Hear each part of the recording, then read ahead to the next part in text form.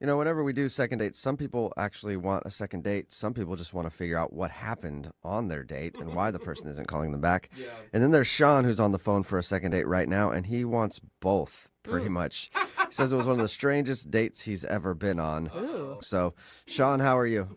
Hey guys, I'm good. I'm just trying to figure things out. Yeah, I That's mean, not most good. most people who do this segment say that their date was bad or something, but strange is an interesting description to me.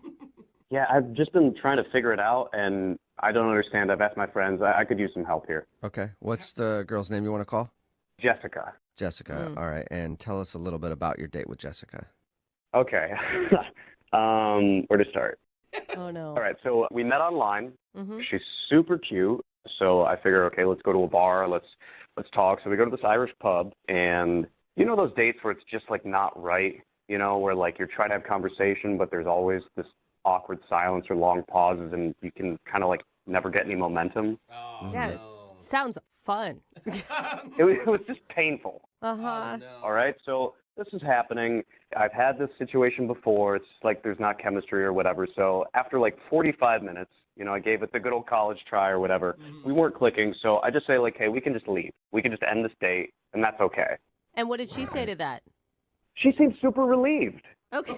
So there were no hard feelings. We're both adults. Like it all feels very copacetic or whatever. Wow. And then she asks me to walk her to her apartment, which, it's relatively early in the evening, but the sun's down. And so she says she just wants to have somebody take her back to her apartment. And that makes sense to me, just to be a nice guy, I say sure. Okay. Okay. And we're walking to her apartment, and I guess like thinking back, like the conversation started getting a little bit better, like there was a little less tension in the air or whatever as we were walking. So now you're getting along. Yeah, well, that's the thing. We get to her place, and I have no idea why she did this, but she invites me up. What? What? I guess things got a lot better then. Whoa. Right? So you went from let's end the date, this is horribly awkward, to come on up to my place.